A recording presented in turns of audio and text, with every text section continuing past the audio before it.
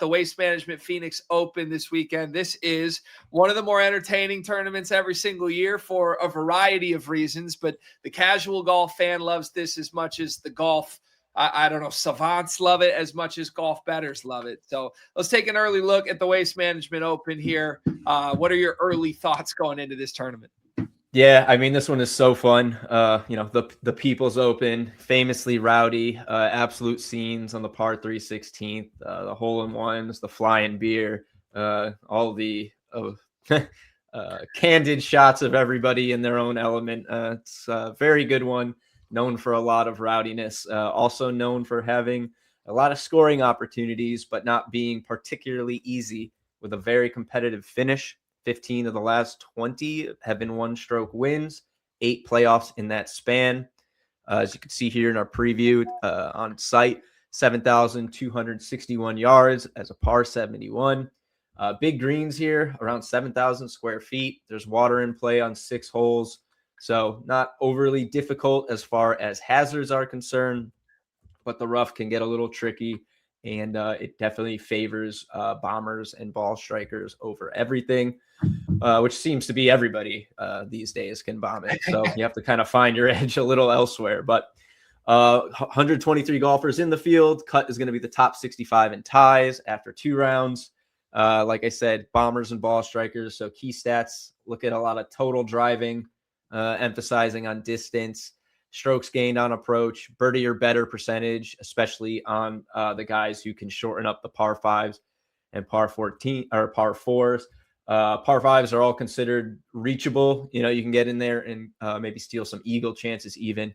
So in a field that is stacked with 11 of the top 20 players in the world, 10 major champs, and of course, Scottie Scheffler, takes a lot to come away and get away on top. But that's probably a good transition into the bets with Scottie Scheffler, who you look here once again, obviously leading the way. He's plus 240 at 33.4%. The bad news, he's the super short favorite and everybody else is trailing. The good news, you can still get a little value on him. He opened the season with a win for the first time in his career. He did falter here last year with a T25 at the end, but he was recovering from his wine glass issue, the Christmas hand surgery that he had. So kind of puts things a little more into perspective, especially after his hot start this year where he didn't have to deal with that.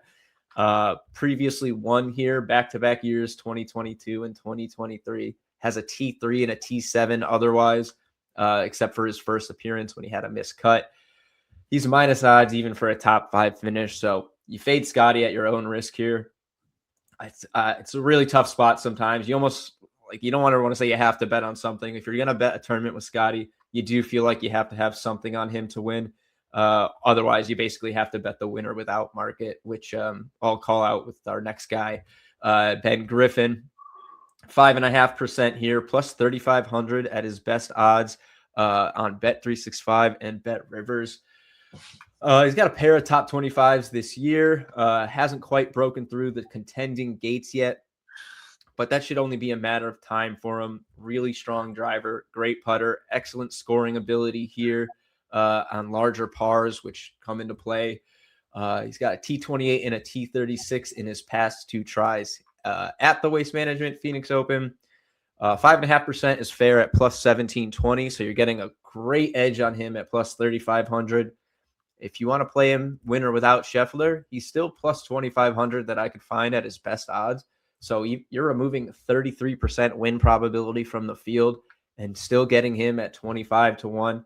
And he's closer to plus 3,000 on most books. So that's not really far off from his average price.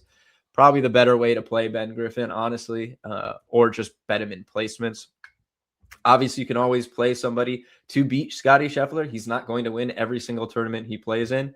But if you play the winner without, you won't be finding yourself sweating or cursing come, day 4 and your guy's right there, but Scottie has a 4-shot lead, something like that. So, and like I said, good price on him there.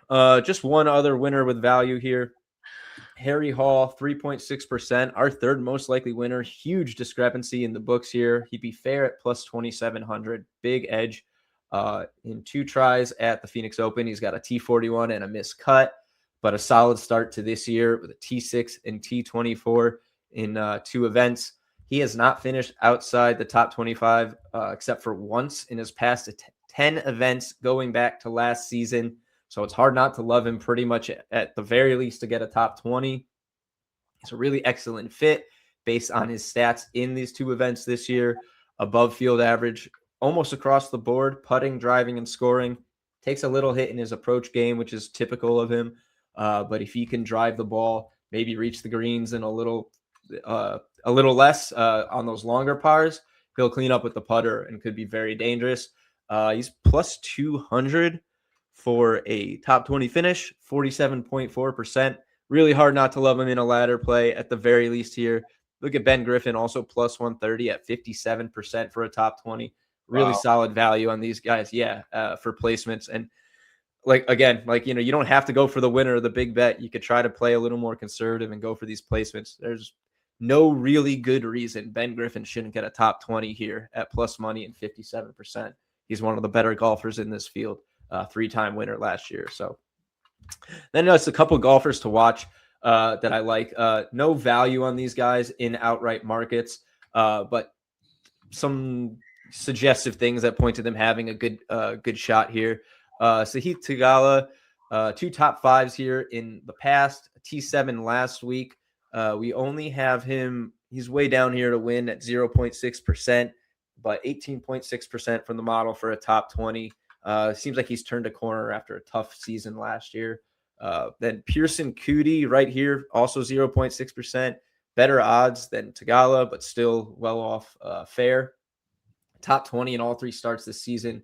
Great fit for the longer holes at this course. 25% to finish top 20. And then above both of them, Jake Knapp, just 0.8% to win, but 27.9% for a top 20.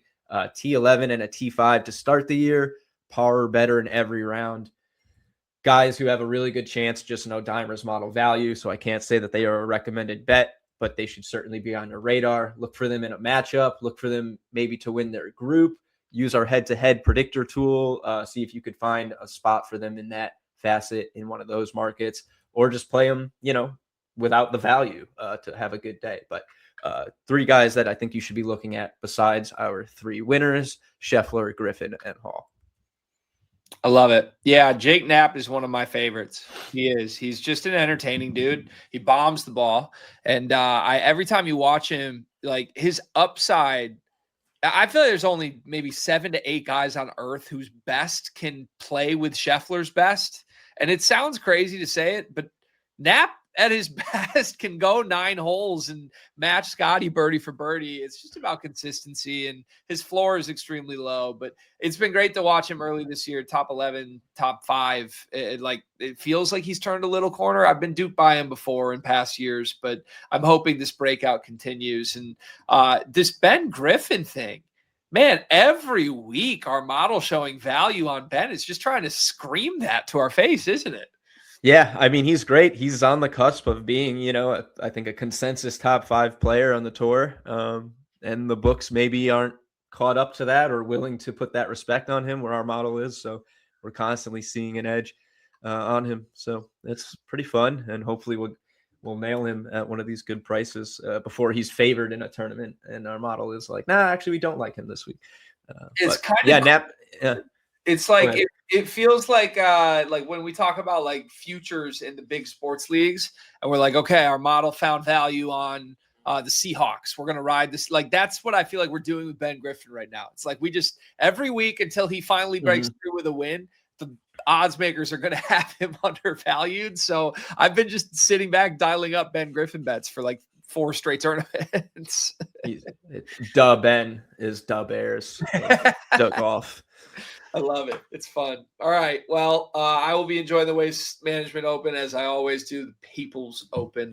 And we will update you as the tournament goes along. Make sure you follow Dimers on social media so that you can get some of our real-time updates. As we mentioned last week, the eventual winner, Justin Rose, showed value in between rounds. And you've got to have Dimers Pro so you can see the value in real time. But occasionally the good people like Dave at Dimers will tweet out some updates for the public public to see too. Get Dimers Pro so you can see it all yourself. Promo code podcast, get 50% off.